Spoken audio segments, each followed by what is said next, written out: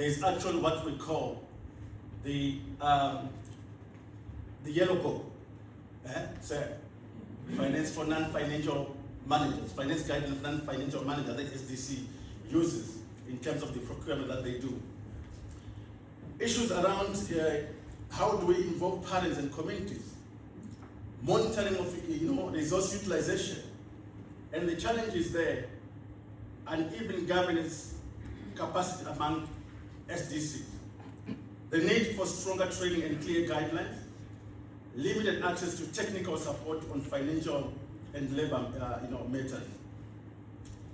The other issue that we looked at is an issue to do with education financing, where we highlight that financing is a major factor affecting education quality and integrity.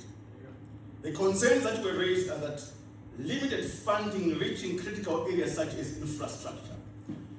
The director gave us statistics to then say 92% of the budget that goes towards education in this country goes towards labor costs. And around 7.4% is the one that goes towards infrastructure development, towards the procurement of learning and teaching materials.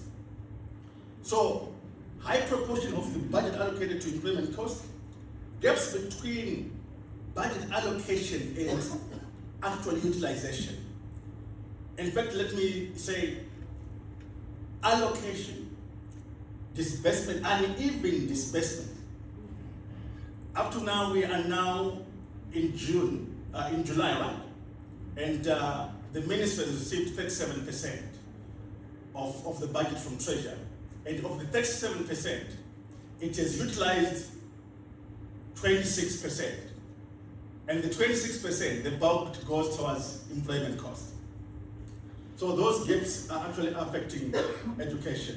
And our recommendation there is actually to improve the budget transparency and expenditure tracking, which I think the ministry, together with the Parliamentary Portfolio Committee on Primary and Secondary Education, are actually trying in actual tracking. But the main issue is around disbursement of funds. And also the utilization of the disbursed funds. Sometimes we hear that the ministry has actually turned the money to Treasury after failing to utilize. So we are saying we need to explore innovative financing approaches to education. And we give an example of a pizza to then say, if we buy a pizza, the small one here, what it means is everyone is going to get a small piece. But if we try and increase and buy a large pizza, then everyone can get a bigger piece. So we are saying we need to come up with innovative financing models for us to sustainably finance our education sector. We also spoke around issues to do with teacher welfare and incentives. And one of the participants actually said he has never seen teachers actually being paid for extra lessons. And the other one said it is existing, but one does not have evidence. But it is existing. One spoke of chitima changu chinofamba kuma extra lessons, meaning to say, if you don't pay for extra lessons, then your child does not learn. So participants acknowledge that practices such as informal payments, unregulated extra lessons, and absences must be addressed while recognizing the economic pressures affecting educators. The recommendations: we need to review teacher remuneration and incentives. We need to improve the working conditions of the teachers. We need to strengthen professional accountability alongside welfare improvements. The key message there: teacher motivation is both an educational quality and integrity issue. We also looked at labor relations and institutional capacity to then say schools face challenges managing employment disputes involving school-supported personnel. And the recommendation there is to build a school capacity in labor management, provide access to appropriate labor expertise, develop clearer guidance on employment relations. Lastly, we looked at the issue to do with the learner protection, equity, and access, where participants highlighted that the governance financial challenges, affect vulnerable learners. Issues raised, issues to do with school dropouts that are caused by early marriages and pregnancies. Last week I was in the field and I got into schools. I was in the areas around Wange or Honorable. I was in your area. I was in Kariba, rural. I was in Binga. We got to a school in Gokwe where 50 learners actually dropped out of the system in one term. And the main cause, early pregnancies, early marriages. We also discussed around issues of limited access to school feeding programs and sanitary support. The policy says the ministry should provide sanitary wares for girls within the schools. But the ministry is facing challenges with the procurement of these sanitary pads, and the sanitary pads are not within the school system, and it becomes a problem. Issues to do with the homegrown school feeding program. Various schools are providing school feeding. There were also concerns around sexual harassment and sextortion. Issues to someone said it's a tie for a mark that is happening in our institution of higher learning. So our recommendations: strengthen confidential reporting mechanisms, ensure survivor protection, enforce safeguarding policies across institutions. And lastly, our key overall recommendation: we need to strengthen the implementation of existing policies and accountability frameworks.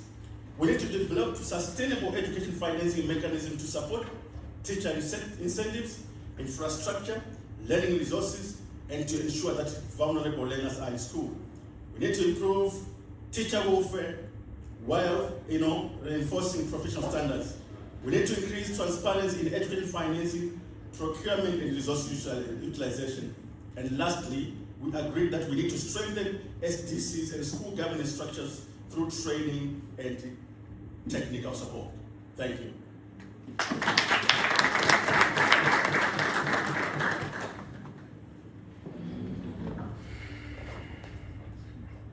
Question time. Thank you very much for the presentation. I heard you speak of innovative financing, and I hoped that you would unpack that, because in hindsight, financing constraints are kind of part of the root cause of the challenges which our systems are facing. So maybe can you kindly just unpack what you mean by that term which you used? Sure. I'll do so. Let me take another set of questions. All right, thank you so much for the opportunity. So my question is on examination integrity. So I would appreciate maybe the response coming from the Ministry of Primary and Secondary Education. Like we have been seeing a rise in examination leakages, children saying that the exam has leaked. And also we are seeing a rise in a lot of students writing an unusual number of subjects. Someone writing 7 subjects at A level. I'm not saying it's bad, but it's somehow leading to the general public questioning the integrity of ZIMSEC or even the ministry, to say, if someone is writing a lot of these subjects, where is the fairness in it? Because someone is writing 3 subjects, and then now someone is being allowed to write about 9 subjects. And then when these children now want to go to tertiary institutions, they'll say the ones with many points, they are the first priority. So my question is, are there any measures that are being put in place? Because I honestly think it's not right for students to be writing so many subjects wherever they want, or I don't know. Yes. Thank you. Can I take a third one? Oh, okay. No further questions. Let me let me start with your question around the number of subjects that one is supposed to take. I think you are quite aware, the director will help me, that the ministry this year, they are going to be sitting for the first time for the heritage-based curriculum, which has kept the number of subjects a learner will take. Director, is it 6 for? It's 9 for O level. That is the maximum that one can go for O level is 9. Yes. But for A level, it's strictly 3. Yes. That is what is happening. And I think the director will help me around the issues of exam leakages. I don't want to speak on behalf of the ministry. Please give the director, the mic. Thank you. In terms of exam leakages, I also don't want to make a comment on that one because I don't want to speak on behalf of ZINSEC. Maybe it will be more prudent next time TIZ will invite ZINSEC so that they can specifically say where the leakages were. But if you look from 2025 examinations, the issues of leakages have drastically ran away. That's what I can say. Thank you. Thank you, Director. Let me get to the issue around innovative, financing models for our education here in Zimbabwe. Let me give you an example.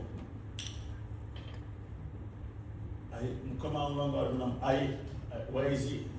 I can't find it. I went to Chirazwa, the other time.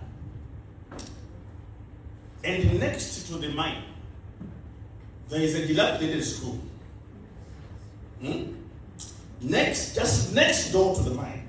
The school is dilapidated, but resources are being taken from that particular area, and no one cares about that particular school.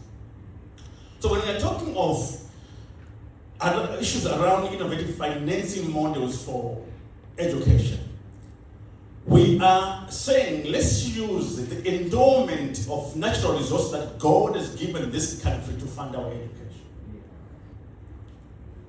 Rather than relying on the treasury disbursement, let us have these foreign companies that come here and invest in Zimbabwe to then say structure a deal within ZIDA to then say when you come and you want to invest, especially in our natural resources, a certain percentage of the profits should actually go towards financing education. That way we can actually do away with the issues of the complaints around financing. They say we don't have enough money.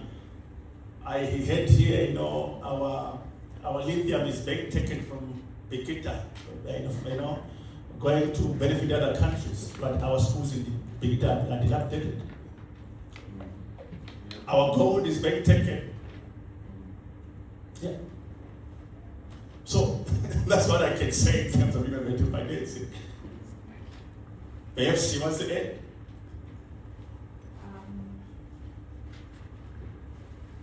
Maybe let me also add my thoughts with regards to the innovative financing models for our schools. I think the director will confirm, I'm sure, that the ministry has asked schools to start school-based income generation projects where the schools can invest in agricultural projects, raising poultry, raising cattle, chickens, and so forth, to assist schools to move away from a mono-reliance on school fees as a singular source of income for schools, because we all know one of our greatest challenges in our schools is the non-payment of school fees by parents. It was a critical part of our discussions, not because we can't, but we simply don't prioritize school fees, because especially if they're in government or council schools, yes. Because the politicians said so. Yeah, they said school fees. So some parents have simply then said school fees comes for number 7, number take data because and I think we also look at we can also look at issues such as SDC investment projects. Because I'd like to think, Mr. Mtasa, that SDCs are allowed to propose investment projects that will increase revenue for the schools. We can also look at issues that are around having to do with public-private partnerships between the corporate world and our educational institutions. So there are a number of ways in which I don't know if the ministry then allows schools to do this, because issues such as leasing school assets, underutilized school assets. For example, a lot of our schools in my boarding schools in rural areas are farm schools. They can lease out land for agriculture and so forth, because some of this land is underutilized.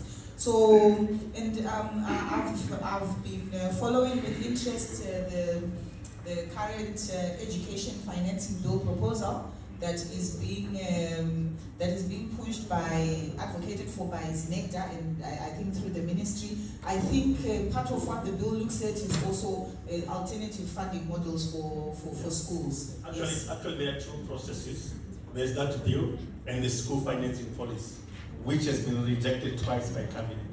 Unfortunately, yeah. So I think when we look at alternative financing, yes, those are some of the things that we have been looking at as part of the education sector. Yeah, more questions. Yeah, I'm running out of time. Yeah, I can take two. Thank you very much. Mine is just a question around how do we process children who have completed their A-levels and they now want to proceed to university. There are a lot of stories about corruption at the UZ, where they are tearing away students with 15 points, 18 points, but taking those with the less points. How is that happening? Because a lot of students are now going to Zambia, to Namibia for university instead of our local universities. Thank you. The second one? Yes, thank you. I'm also coming in on the financing models and school financing policy that has been hanging. I wanted to make a recommendation first that maybe through to TIZ we find a way of motivating advocates around the school financing policy, because that is essential for sustainability of schools. My second recommendation was a statement that you possibly said right at the end, to do with the welfare of teachers and their dignity.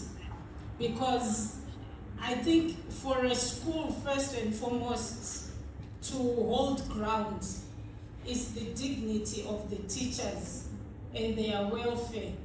And I'm told that back in the years, the teachers were the most respectable people of the communities. All these other financing model, fundraising around schools, sometimes will make the school children not respect the teachers that much. Let me conclude my statement by saying we are not a poor country, because you literally mentioned Chiadzwa Place, and that we inherited the schools that were built in the colonial times, and some were built by churches. And we are failing to then just sustain that and establish better schooling environment. So I would want to push us more to look at how we can actually dignify the Education Institute, because this is where the citizenry is being created. This is where our children are actually being bred, and their first role models are their teachers, right from ECD to grade 7 to Form 4. So that advocacy around the policy for financing for schools, I think is very important, and the dignity of the teachers and the school environment is somewhere where we can concentrate on, and then everything else falls down the stream. I actually listened in the mining bill. I was hoping there will be something that actually says the proceeds from mining should then play an active role in the health sector, in the education sector, without making any compromises. Because those are the statements that need to emerge from us. Then all other niceties and multiplier effects that will come from us making that very standpoint that we are not poor. Our GDP figures are even saying that our economy is now 55 billion. So why are we asking children to do fundraising efforts and income generating activities for the basics? Let those fundraisings and what be for children traveling to South Africa on a trip, or to represent Zimbabwe in Olympics. So it's our mindset that needs to change and say, we are not poor. Every district in this country has gold. If I remember Barnett O-level teaching me that I don't know now what they are learning at O-level. But the challenge is if we give you the gold, you don't know it. Yes. So, and now we have new minerals, and that's why I said the new mining bill needs to factor in all those minerals coming on board in the new situation, because the previous one was focusing on a limited scope, and now our minds have been opened. But it's what we should benefit from, which should actually go hand in hand with what you are proposing. Thank you so much.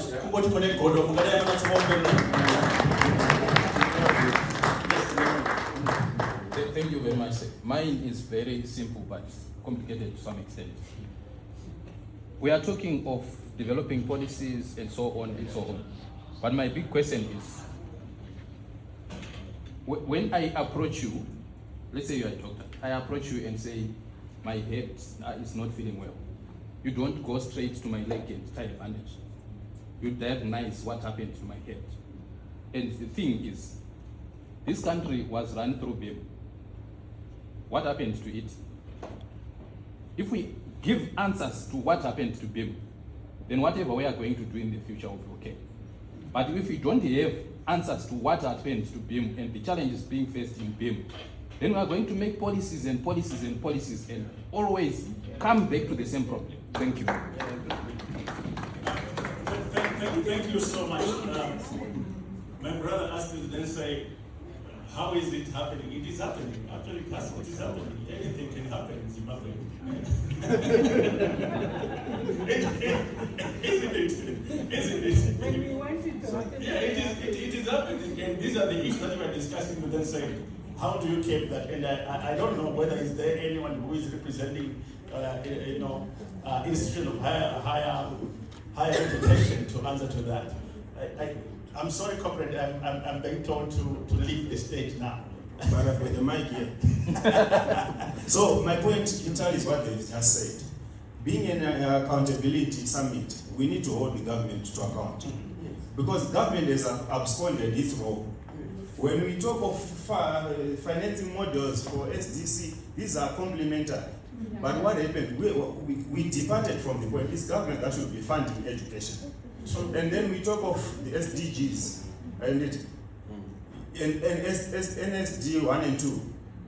It's education is one of the 6 pillars that should be funded there. So if government has absconded those things, it cannot pass the responsibility or the baton to the parents to run a ministry on its behalf. True.